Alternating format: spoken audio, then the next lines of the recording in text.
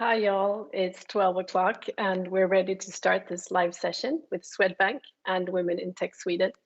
And I'm so excited to welcome you all to YouTube for a meetup with Women in Tech. So I'm Elin Eriksson. I'm the director of Women in Tech Sweden. And we're about to leap into an exciting tech talk with our supporting partner, Swedbank. They will share with us their take on what makes a bank a tech company. You will hear about their journey into digitalization, about future-proofing a bank that's about 200 years old, and how important it is with cybersecurity. This is one of the things that we do with Women in Tech. We want to make sure that our partners share their expertise and their knowledge, and we're about to meet some really exciting ladies, leading ladies from Swedbank. And I hope that you will catch a lot from them and also maybe ask some questions.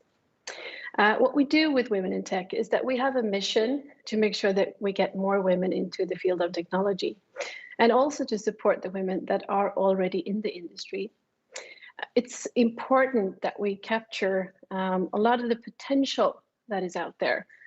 We need women in the teams. We need diverse teams to make sure that we get the best out of every person and also that we create the better products for the future. Because technology is the foundation for the future. So we want to make sure that we have the best people building the future. And we're going to do that together, right? So on March 10, Women in Tech is hosting our main digital conference. It's the first time that we go all digital for the big conference. We will have more than 4,000 women joining together in a huge conference. And I'm so excited to make that happen. And it's thanks to partners like Swedbank that is possible. So take a chance to meet your peers on March 10, but also take a chance today to listen and learn and ask questions. And I'm super proud to hand over to the team at Swedbank. Well, thank you so much, Elin, for that introduction. I think I speak for a lot of us when I say we can't wait for the real conference. 4,000 women in tech gathering together. It's going to be super excited. But today I want to say a warm welcome to all of you. We are excited from the Swedbank side to share some, well, hopefully insights on how to transform a 200-year-old institution and bank as Swedbank is to a high-tech financial platform, basically. And also, hopefully, some inspiration on top of that on the everyday work life as a woman in tech at Swedbank. Today we will focus, as Elin introduced and told about, that we will focus on the future proofing and digitalization of the bank, but we will also address the importance of information and cybersecurity on this journey. My name is Josefin Uppling. I am the head of Group Public Affairs at Swedbank, and today it's a great honor for me to be the moderator and try to sort of keep the upcoming hour together with two absolutely great colleagues.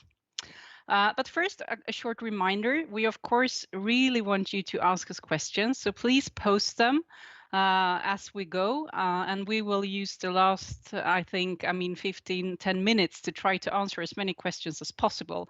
And if this is also important, if you doesn't get an answer to your question, do not hesitate to reach out to my colleagues Petra and Caroline afterwards. They are super happy to talk to you and to answer your questions. Well, without further ado, I will give you some short introductions to two awesome women in tech at Swedbank. With me today, I have Petra Klein, who is the head of Group Information Security at Swedbank. When she was asked to introduce herself and how to introduce her to you, she said she's the ethical hacker that has now changed from offensive security to defense and taken on the task to protect Swedbank and its customers. And I must say, I feel really safe. I sleep well at night because Petra has a really impressive background. Over 12 years working as a technical specialist and IT security specialist at the National Defense Radio Establishment. It's FRA in Swedish, and also at the Swedish Police Force. She started her career by installing internet routers at an internet service provider deep down in the cross-connection rooms. So she really knows her nitty-gritty, I can assure you. Well, Petra is going to be the second speaker, and the first one is the amazing Caroline Runqvist, who is the head of channel experience and governance at Swedbank. She was appointed IT Woman of the Year by Tieto in 2018. She was one of the TEDx speakers when TEDx was in Stockholm in 2019. She has written a book. It's targeting leadership in crisis. You can find it in the bookstores. I almost said, I mean at the book sites. And she also has a background as a director focusing on cybersecurity at the consultant giant PwC before she joined Swedbank. Well, now it's time to listen to these great women in tech at Swedbank. Caroline, the screen is yours. Thank you so much, Josephine, for that lovely introduction. And first off, I want to introduce this little speak with just saying I'm so happy to be here. I have Women in Tech, and I'm a big fan, and I have for sure been focusing on getting more women into the tech industry for my whole career. So super happy to be here today. And with that said, I would like to start off by showing you this word cloud. And looking at this, I mean, in large letters, we can see words as customer, efficiency, stability, simplicity, change, and sustainability. And a bit smaller, we can see flexible, for example, and transformation, development, partnerships, and omnichannel, for example. And this word cloud, that was the result of this year's kickoff that I had with my management team. And the question that we were answering was, what will be our key drivers in the work that we need to do in the closest couple of years? And my reflection when I see this is that we for sure are navigating in a very complex and fast-moving area, an area that, although it might challenge us from time to time, it is absolutely amazing, makes us grow as a team and individuals, and honestly, it's the best job I've ever had. So what is that area then? The area that I am working with together with my team? Well, we have the assignment to ensure a kick-ass and consistent customer experience in our digital channels for all 4 countries that Swedbank is present in. So that is Sweden and the Baltic countries. And our aim, of course, is to create a market-leading, coherent digital channel experience to increase customer satisfaction, business opportunities, and growth. And my team consists of about 170 people that in different ways are contributing to this. And I would say that about 2/3 of those are developers, and the rest are a mix of people working with customer research, customer experience, and governance. But everybody has one thing in common, and that is that everybody are change makers and trying to constantly change and adapt to the world and the industry we work with, and trying to future-proof both Swedbank, but also banking in general.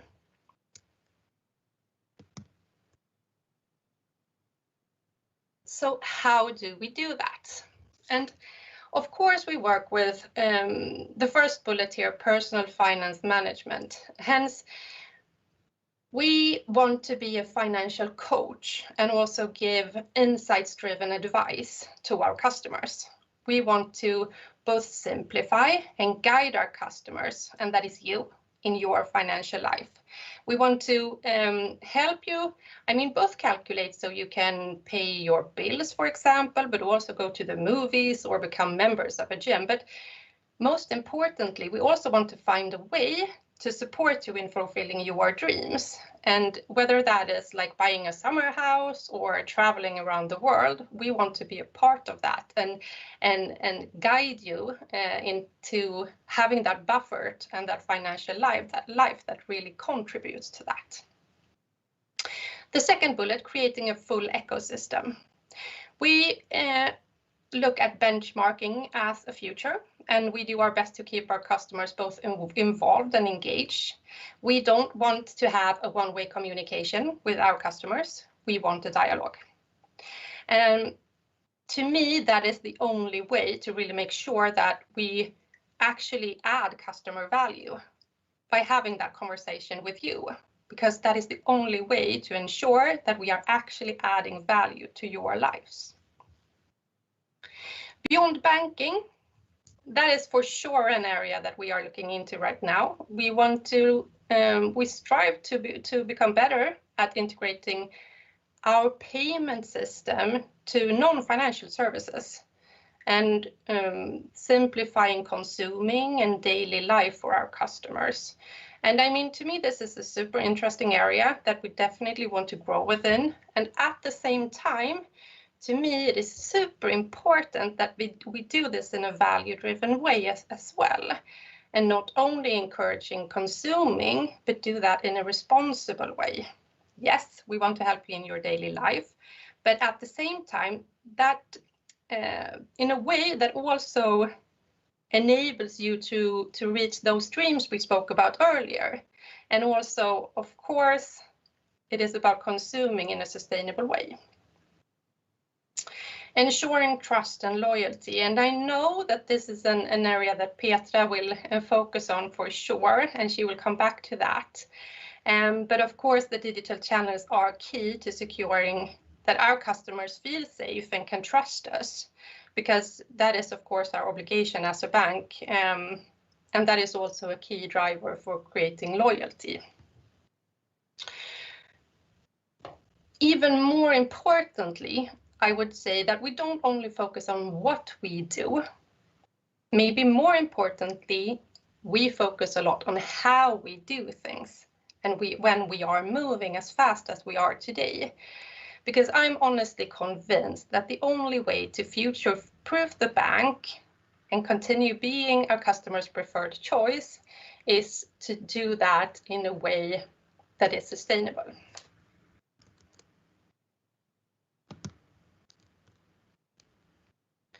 So it's all about how we do it and not only what we do. I would say that we focus a lot of course, targeting metrics. What business metrics are targeted to improve and by how much. I think this is really something to contemplate a bit, because at the same time as I am convinced that if you follow the customer needs, make sure you add customer value out of the needs, you will for sure find new business models and business opportunities. But at the same time, our digital channels are absolutely important channels and maybe the most important to grow our businesses and ensure growth. So that is really something we have to add into the equation when we are developing the channels. Customer journey. What customer journeys matter the most to our customers, but not only looking at the whole customer journeys, but also looking at the parts. I mean, what sections in these journeys will we have to improve? And how do we know that it will improve? And to me, this is really the heart of the work that we do. Monitoring results. How do we know we have succeeded? And what metrics will we monitor? And how do we recourse? I would say that me and my management team, we have decided that this is an area that we are going to focus a lot on in 2021, and OKRs is for sure one of our key focus areas. Because I want us to become even better in not only ensuring that we are doing things right, but that we are actually doing the right things. So big focus area for us this year. Identifying the change. And that is what specific segments of customers will experience the impact first. And when do we see changes? And oh my God, this is hard. How can we both identify and also meet those needs of the early adapters? And of course, working with segmentation and really understanding the segments that are key, but still very challenging. Continuous learning culture.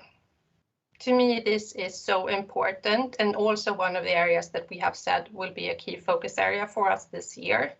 How do we ensure we have the knowledge needed around the corner? How do we share that knowledge with each other in an efficient way? And how do we make sure that our team is learning while we run? And as I said, this year I have identified a couple of areas too that will be mandatory for everybody in my management team, and one of those are continuous learning. I mean, since the world is moving so fast, we need to make sure that we as well are learning and growing while we run. And as a result, everybody in my team, and that is including myself, will be followed up on the KPI to have and execute on their individual plan for continuous learning this year. And the other mandatory KPI is around ensuring sustainable employees, and that is, I mean, creating a working place where people thrive, grow, and last for a whole career, of course. And looking at these bullets on this slide, I would say that this is very much what I spend my time on ensuring, and together with, of course, I mean, securing that we have the right people on board on this journey, because it will challenge us from time to time.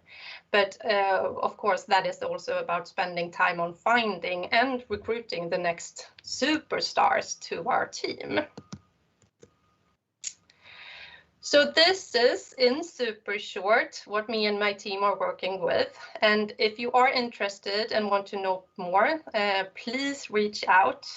And I mean, who knows, maybe you are the next superstar to join the team.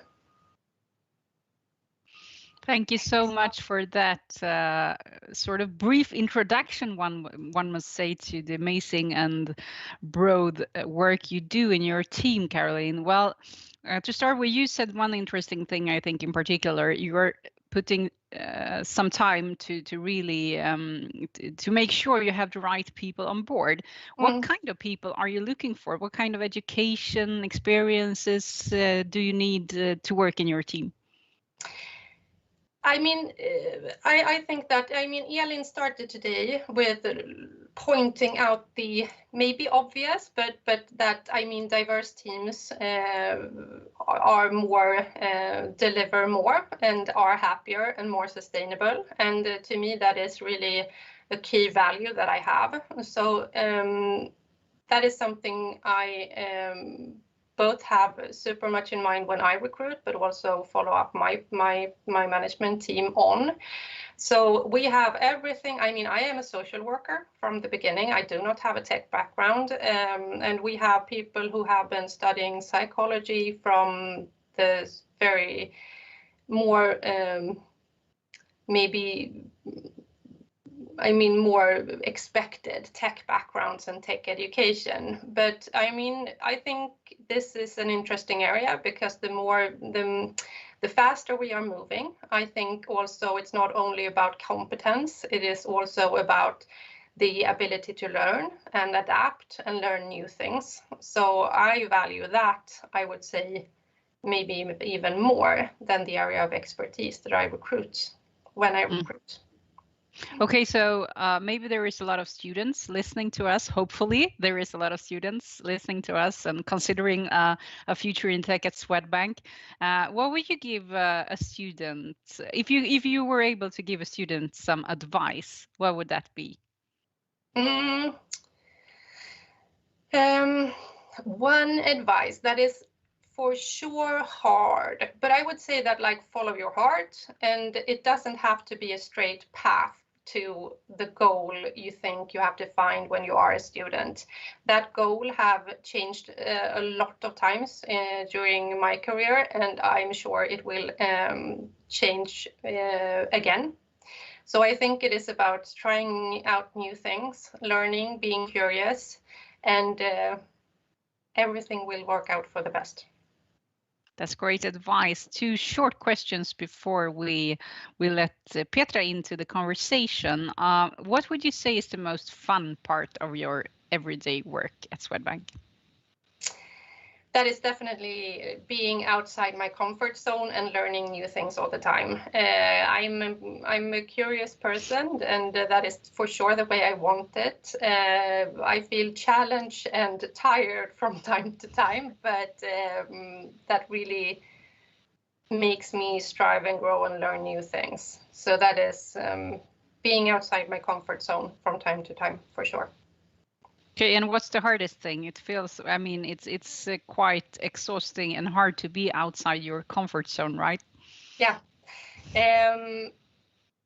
The hardest thing in my work, I would say that it is about building the team and really setting it up for success and recruiting the right people, and not only key talents, but also looking into the team and make sure that we have a team where everybody becomes their best self and really can thrive and grow. Yeah.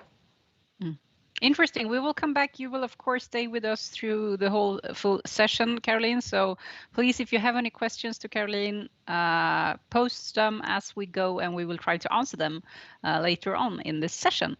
Now it's time for me to give the screen to you, Petra Klein, Chief Information Security Officer at Swedbank. Go ahead. Thank you. And hello, all of you tuning in today on this Women in Tech lunch event. My name is Petra, and I will take you on a journey into the wonderful world of cybersecurity. I would like to spend the coming approximately 20 minutes on talking about why cybersecurity is important for us, being a tech company, and also talk about our security organization with our awesome cybersecurity stars that is protecting the bank day in and day out 24/7. I would also like to spend some time on cybersecurity and the human factor, and lastly, how I think that we can get more women to choose a career in tech. So let's start. Banking is all about trust, as Caroline mentioned. You trust that we as your bank is keeping your money secure. Banks rely so heavily on consumer trust. And trust of data in this case depends on the integrity of data. Therefore, the banking industry is also highly regulated by the government. But what is trust then? You trust someone who knows what they are talking about, who is authentic, stable, and credible. Someone who knows what they represent. They seem to know what they are talking about. And the lack of consistency in this leads to a loss of trust. Being a trustworthy bank is also a way for us to be competitive, to show our customers that we really do invest a lot in cybersecurity, because we do. We have just listened to Caroline talking about Swedbank being a tech company, and this is where cybersecurity comes in. Swedbank's security vision is that we enable digital trust for our customers, and we always have the customer at heart. And I will now talk about how Swedbank, being this tech company, is working to keep the trust from our customers. But first, shortly, who am I? If you had some introduction, but my name is Petra Klein, and I am Head of Group Information Security, but also CISO, Chief Information Security Officer for the Swedbank Group. And this means that I am the executive that is responsible to lead and coordinate information security in Swedbank. I have a long background within the cybersecurity area in different technical positions, such as firewall and crypto engineer. And before joining Swedbank, I worked as an ethical hacker at FRA, the Swedish National Defense Radio Establishment. And that is the Swedish National Authority for Signals Intelligence. And as an ethical hacker, I performed penetration testing, meaning simulated attacks of government offices in Sweden, Swedish Armed Forces, and other concerned authorities with a target to evaluate the security of the system. Cybersecurity is a great passion for me, and I truly love my job. And I will talk later about how important it is to have this passion, how far it can take you. Why is then cybersecurity so important for Swedbank and other financial institutions? First, Swedbank are a vital part of the financial stability. Banks perform important functions for society, and they must therefore be secure. Banks carry information about the customers, and the attackers know that. So it's important for banks to have robust cybersecurity in place. Data breaches are a serious problem for banks because it leads to losing public trust and causes customer insecurity. Breaches can cost a bank's reputation. And banks need to be more on their guard than most other businesses. And that's the cost of holding on to the kind of valuable personal data the banks do. And we need to keep that data safe because banks are cybercrime targets. Therefore, Swedbank, a digital bank, a tech company, we need to build up cyber resilience. And the definition of cyber resilience is, in simple terms, a measure of how well an enterprise can manage a cyber attack or data breach while continuing to operate its business effectively. And the tech transformation that banking is going through is driving an increased attack surface that we need to follow and build security into. It is of highest importance to future-proof a resilient Swedbank. And as more internet-connected devices go online and the so-called attack surface increases, malicious actors will find new vulnerabilities to exploit. And this new reality requires businesses and people to first of all understand the evolving cyber threat landscape that we have today in order to keep pace. The COVID-19 pandemic has forced millions of employees into remote work all around the world.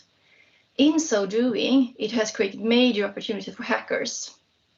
Employees working from home has been targeted with phishing emails, calls, or text messages, both personally and professionally, while working from home. I will talk about cybersecurity and the human factor a little bit more later. The pandemic has also speeded up cloud adoption across all industries all over the world. But however, as beneficial as cloud may be, it is a fact that it increases the attack surface, since security teams often lack visibility because they are no longer a checkpoint as they used to be. Often you also have legacy systems, that is old or out-of-date systems that continues to be used by an organization. They can contain vulnerabilities that could be exploited by cybercriminals. And lastly, we have supply chain attacks that aims to damage an organization by targeting less secure elements in its supply network.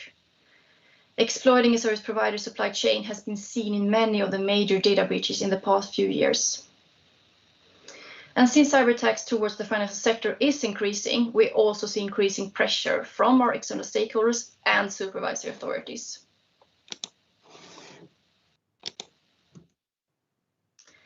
And tech is great, really, but it's nothing without the right people. At Swedbank, we aim to have driven and passionate cybersecurity stars. We favor mindset over skill sets. We employ doers that are experts in delivering. And to future-proof our workforce, we collaborate with academic work through a Swedbank Cybersecurity Academy. And by doing so, we get in young, hungry, and passionate junior consultants, which we employ after 1 year. We also have a leadership profile that our leaders should be transformation leaders that embraces change and is inspiring their teams. We favor business acumen and communication acumen before technical acumen. People need to understand security and be able to communicate to our stakeholders. We work actively with gender equality and diversity. We have leadership criteria when recruiting to always reach out to women in all our recruitments. And it's important to really do something and just not write it down on paper. Real progress on diversity and inclusion doesn't happen without real work. One example I can mention is that before Corona, I reached out to inspiring women in the cybersecurity area. I asked them for a coffee and a chat, and one of them is now employed by us as shining as a security awareness experts. So we need to actively reach out. Within our security organization, we have many different people working with everything from governance and framework, ethical hacking, to cyber threat hunting in our cyber defense center. But things have changed over the years. We need new security profiles, not those deep technical skills that we were looking for before. We need them as well, but we also need diverse profiles. And my message here to you is that you don't have to be a hacker to get a cybersecurity job. Many people might not realize that they have skills that is needed, and an analytical mindset can do very well in the cybersecurity field. Also, human risk experts, communication experts, etc. is valuable today. And I think all companies should be looking for people today that can help them reshape how they think about security. I also take part in many employer branding activities. And when I attended Armada at KTH last time, and I mentioned to the students that we are our own tech company, many students were positively surprised that we are not just a bank, that we really are a true digital bank, a tech company.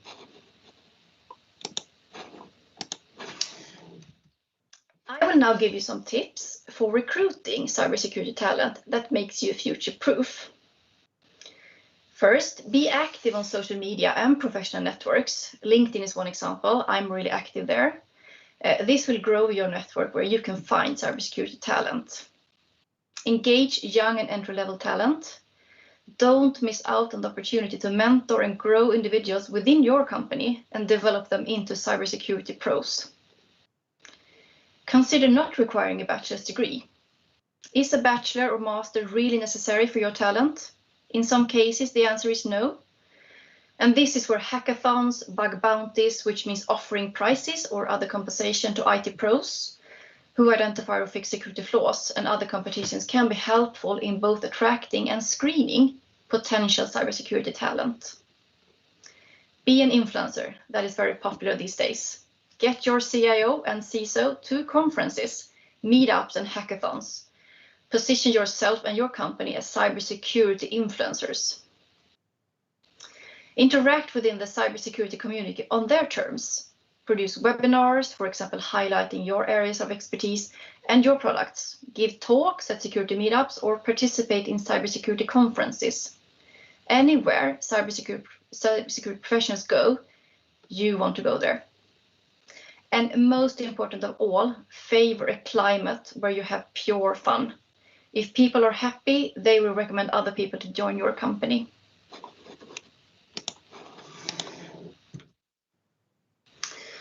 A vital part of our security perimeter, the attack surface, are us, humans. All employees and our customers are important to build up strong cyber resilience. In all cyber attacks happening today, a human is involved in 90% of all attacks. This means that us humans have become the primary attack surface for cyber criminals. The majority of these attacks start through email, most of the time, so-called phishing. And these phishing attacks target humans, luring you and me, them, all of us, to click on malicious URLs that place malware on the computers and phones. All of this to get an initial foothold into your company. And the value of actively working to increase our security awareness cannot be underlined enough. Most employees do not receive any type of security awareness training by their employers. This makes them easy prey for hackers. Security is really everyone's responsibility, all employees, and part of the cyber defense. Our users are the target for cyber criminals. They are being manipulated and used as a tile in the game for the attackers to get a foothold into the company's tech environment. And this is so-called social manipulation or social engineering. In Swedbank, we have a team of people working with this, security awareness and corporate culture, with the aim to cultivate a security-aware corporate culture. The people working in these teams, they are experts on human risks, and they have backgrounds as behavioral scientists and criminologists. They are really cool. They understand human behavior. And they're also working how to target the message to all different users that have different skills and backgrounds, so it's easy to understand security.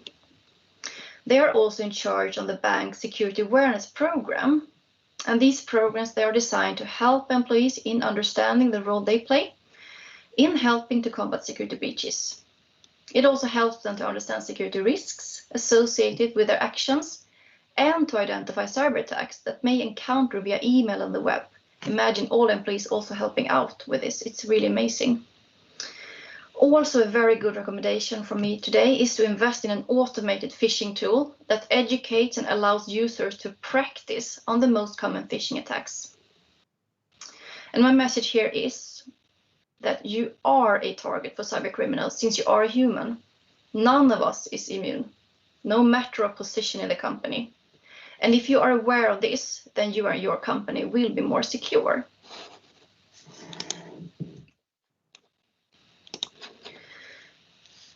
I think we can get more women to work with tech by showing that we have women that love their job working with tech today. We need to be role models. Role models that take the time to inspire others. And I think women, we relate more to stories. We should not underestimate the role of power of role models.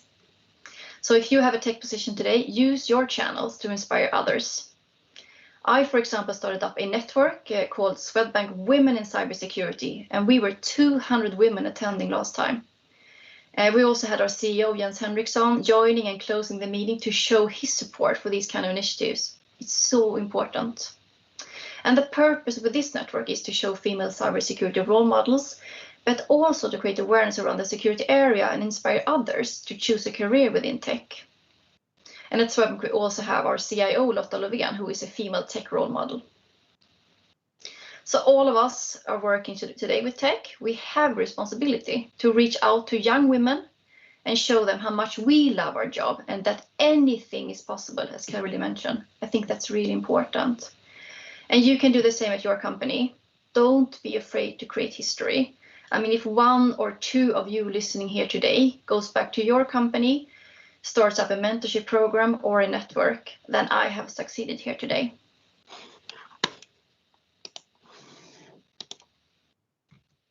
To wrap up then, if you take something with you from what I talked about today is that first, be aware that you as a human are a target for cyber criminals, and by being more aware, you will be more secure.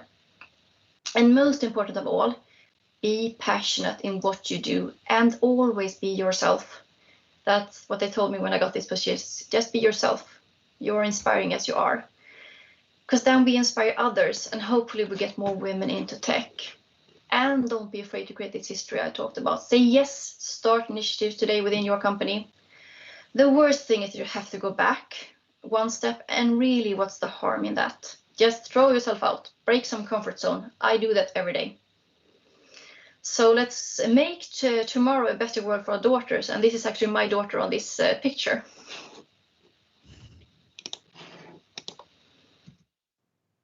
And many thanks from us and from me. It's been a pleasure to talk today on Women in Tech. We feel really honored because we truly love this network. And hopefully we have provided you that is listening in today with some inspiration and new ideas. And with those words, I'm handing over to our awesome moderator, Josefin Uppling. Thank you so much, Petra. And well, I feel like we should sort of light a small fire and start singing "We Shall Overcome" or something, because this is amazing. Everything wise that you are sending to the audience. Oh, well, jokes aside, amazing, super inspiring, both what you said and also, of course, what Caroline said before. A couple of questions, and I will remind you that please, you who are listening to us, please post your questions and we will sort of try to answer everything that comes to your mind. So please keep posting your questions. But I will start actually with a question. You were pretty much into details, Petra, on how to attract more women in tech to Swedbank. But I mean, maybe you should want to add something there, Caroline, how we work actively every day on getting more women into tech. And also, both of you, why is this important? So Caroline, maybe you want to start. Yeah, absolutely. So, I mean, getting more women into tech, it's not about one thing you do. I think it is, you have to work on like several areas in parallel. And I think that just like Petra mentioned, like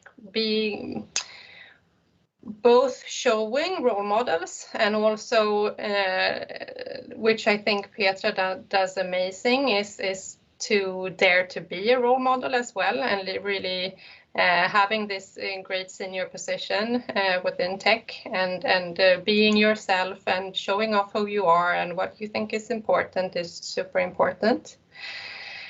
I also think that working very consciously with recruiting more women is important, because my experience is that if you have an area where there is a lot of men working and you start recruiting women, then the word gets around and that will generate more women applying as well. So I think that you have to work super actively. And I mean, in tech in general, and I can imagine within cybersecurity, there's the truth as well that there aren't as many women, or there aren't women to the senior positions, and to me that's not the truth. They are out there, you just have to look elsewhere than you look maybe traditionally. And then I also think, just one last thing, I think it is also about setting like requirements on your management team or other leaders as well. Maybe having even KPIs that says that we are recruiting for diversity, and where gender is one important factor, but also, of course, maybe not the traditional Swedish names, or I mean, diversity in broader terms as well. Okay, thank you so much. Very, very thoughtful. Why would you say, I mean, Petra, you were focusing on very concrete actions that you take within your team, but why is it important with diversity and to attract more women into tech? I think it's, as Caroline mentioned, important with both diversity and inclusion that we have all the different, I mean, we have people from different countries, different gender and anything. But I think to add on to what Caroline said, I think she said it really well, but I really think the tone starts from the top. I mean, to really have women in executive positions, to send out the tone that anything is possible. And I think the power of role model is so important. And we now at Swedbank, we have a female CIO and female CISO, so that is a very good start. And also to really work for real. I mean, really be active and put requirements on your management team. I mean, start where you are. In my management team, we are 50% women. And also in my manager's management team, we are 50% women. So I think it starts from there. And then we need to work with our management teams that's reporting to us. I think we need to do something. We need to be very active. Mm-hmm. So how many, you just answered the questions, how many women are working today with cybersecurity at Swedbank, but maybe you should underscore it again. How does it look at Swedbank? Yeah, that we are in the management teams, we are 50% women, and in group information security, which I'm heading, we are 27%. So we still have a lot of work to do there, but we are going through this journey right now where we are looking for more diverse profiles. So we will get there. I will not give up. That sounds great. Well, and another question actually is straight to you, Petra, on your topic is about, I mean, you said that the new reality today is that everyone gets hacked. Could you please elaborate a bit about that? Because that sounds a bit scary to me. Mm-hmm. Yeah, but I think we need to be aware of that, because then we will act more secure. And really, no defense is perfect ever against current or future cyber threats. So it's really important to have a mindset called a soon breach. That is that sooner or later a cyber incident will happen, and then we need to be prepared for that. So it's crucial to prepare yourself for such a situation, build up the defense according to that, to have security many layers, and make sure that the attacker can't move around within the organization. And also extremely important is to enable to identify a cyber breach, so you are aware of it. So we invest a lot in detection capabilities. So it's better to know, to be aware. Sounds like a good strategy. Well, all of you who are listening, you are very sort of silent and polite. We don't have very much questions from you, so I will encourage you to start asking questions. And I can see actually that Elin Eriksson from Women in Tech has a question. So please go ahead, Elin. Let's see if I'm unmuted. Yeah, there I am. So Petra, I just want to work with cybersecurity now. in one of those You're teams. welcome. Yeah, one of those teams. It seems like you have so many different competences that really needs to work together. And it also kind of scares me that I think too many companies are not educating their employees in this way. Do you have like an overview of what kind of, I mean, you're in banking now, but what do other companies do? Is this on the agenda in every company, or are we just too slow to assume breaches? It's getting better, I would say. We're not really there yet, but if you attend these cybersecurity conferences, it is a lot about human risk now, but it wasn't that before. So I think we are slowly getting there. I don't think everybody thinks about cyber attacks. You're being hacked. I mean, the tech part, we have legacy system vulnerabilities, but I mean, we have built up the tech so good these days. So it's easier for the attackers to go to the humans because they're sitting on the inside of the network. And it requires one human being to get in malware to one of the workstations. I mean, of course, it's much easier. And if you send out these phishing emails to all employees and one clicks, I mean, it's so much less effort for them to do this. So this is like one of the passion areas for me, the human factor. I talk about that a lot. And I think all of us need to start talking about this to make sure that, because it's about us being caring about our employees, because they are the target for cyber criminals. And especially now in Corona, people are sitting home in their home environments and are the target. So we need to be caring and inform them about this and tell them how to act secure. And we are talking a lot to them, report if you get a phishing attempt, because then you can warn other people in the bank that get this. I mean, so it's the power of reporting and making them aware to know where they should go if something happens. So we want to be these go-to security people that you're not ashamed. Oh, I have clicked on something. What have I done? That's not. We're changing how we see security these days. So it's important to make this speak up culture as well. So we're working heavily on that in Swedbank, and I encourage everyone to do that. So it's also a lot of mindset that has to shift, and I like what you're saying, but you shouldn't be ashamed that you clicked on something because it was set up for you to click on it, right? And Exactly. I'm thinking about, I have two kids at home, and they have been tricked, they have been hacked, they have lost their accounts to different games that they work with. So they are learning by doing, unfortunately, right now. But it's also something that happens on any level right now. So we have to be aware of that. Exactly. Yeah. That is, you need to be aware of it, then you will act more secure. And that's why you want this behavior change that you talk about. And that's why you can measure at your company the security maturity assessment where you are today. If you have a compliance-driven organization where you just have a check-in-the-box training every year that you forgot after 1 week, or you have small nano trainings, we have this automated phishing tool where we practice. I mean, we're going to practice a lot in the bank. People will be very tired of me coming out with my phishing campaigns, but that's how it's going to be. So, and then you practice, and then it's like, you know how to behave every time it happens, and then we will be more secure. Definitely. Thank you so much, Elin. That was a great question.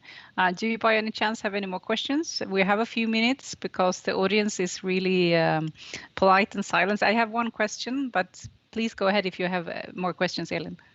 Maybe it's more of a thought that we're talking about role models. And when we ask the members of Women in Tech, and we have about 13,000 members right now, what can help you to stay in the industry? What could be a support for you? What is mentioned is actually building your network and also seeing role models. And I want to point out that a role model doesn't have to be perfect. You don't have to, it's kind of hard to see yourself as a role model like the first time. Oh, you're such a role model. No, I'm not perfect. Well, you don't have to be. Because being who you are and the position that you're in and doing what you're doing, that is setting the scene for someone else to see that, yes, there is a space for me in this industry. There is a space for me in companies. Maybe I didn't think about them at first, and in roles I never even knew existed. So you don't have to think about yourself as perfect. And you don't even know if you're a role model to someone else. Maybe you are, even if you hadn't thought about it. So building your network and being able to see someone who would reflect you, that makes you a role model. If you can see it, it's easier to imagine that you can be it. So it's one of the things that makes these kind of events important. We just put the spotlight on experts like you. So. Thank you, Elin. Very wise reflection on the topic of role model. Not an easy task to take on, actually. So let's keep in mind that you don't need to be a perfect person, so to speak. You could be a role model anyways. Well, I have a question to you, Caroline, actually. I mean, as we said, you are the head of channel experience. What's the greatest challenges you foresee in shorter and longer term within your everyday work? I mean, the technical development goes super fast, and as you also mentioned, the next generation is super fast. And I mean, for myself, heading towards 40, I still think I'm 25, but obviously I'm not. If I'm looking at those who are 20 and 25, their sort of habits and behaviors within the digital bubble, so to speak. What's your biggest challenges, short and long term? I mean, I would say that we are already now facing the challenge where we, on one hand, is working in an industry that is very regulatory driven, which is good for a lot of reasons, because it ensures stability, security, resilience over time, and that is a good thing.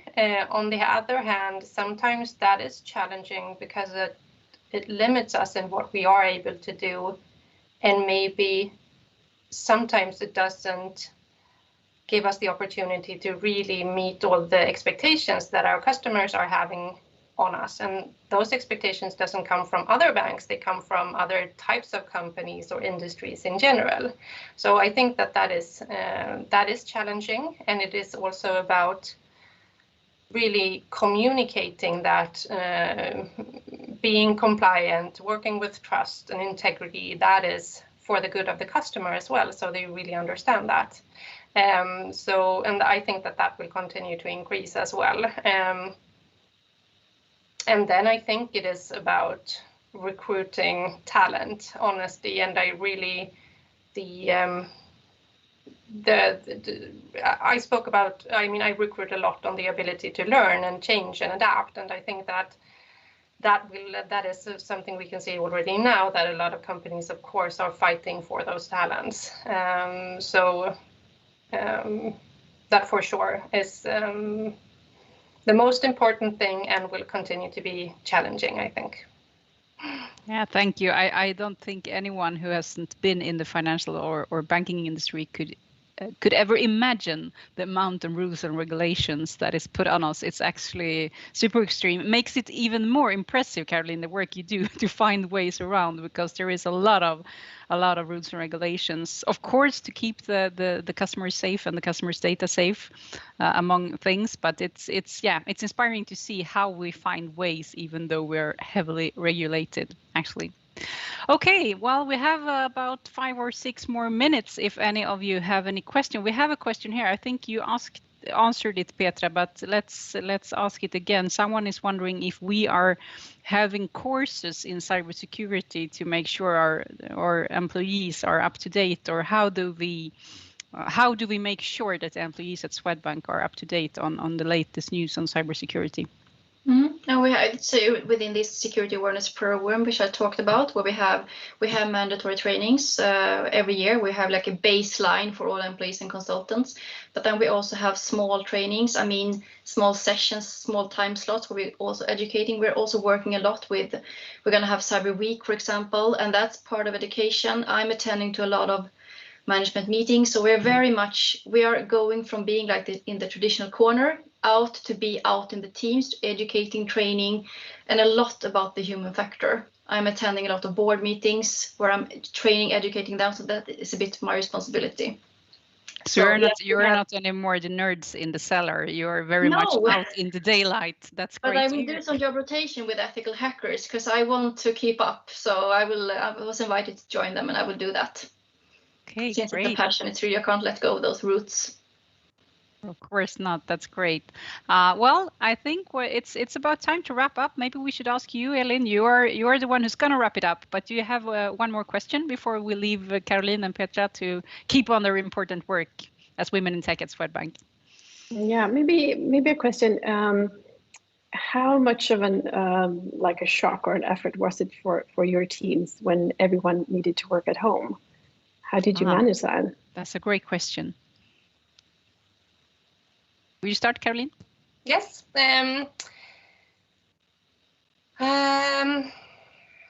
Honestly, I mean, it's been almost a year now and that we have been working remote. I think the first couple of weeks were challenging for sure. And I think it took about 2 to 3 weeks where everybody felt it was more or less a bit chaotic.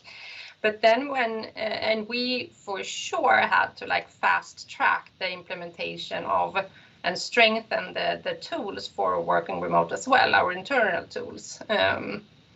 And fast track the implementations. But I think after a month, everybody was more or less used to it. I would say that I see a lot of people honestly struggling a bit now because I think it's been a long winter and everybody in my team are sitting at home and have been doing that we're working remote and have been doing that for 6 months now. The winter has been long. It's very gray out today and everybody is feeling a bit isolated. So I think, we spend a lot of time, me and the management team, we're working also with like the culture and the social aspects and how can we like create our own water cooler, and that when we are in the office, we go and fetch water and we chit chat with several different people, and I think when we are sitting at home we are missing that, so we are looking into how can we create that feeling of like connection and collaboration. So I would say it's still challenging from time to time, and you really have to work in another way to meet the new needs of the employees. What do you say, Petra?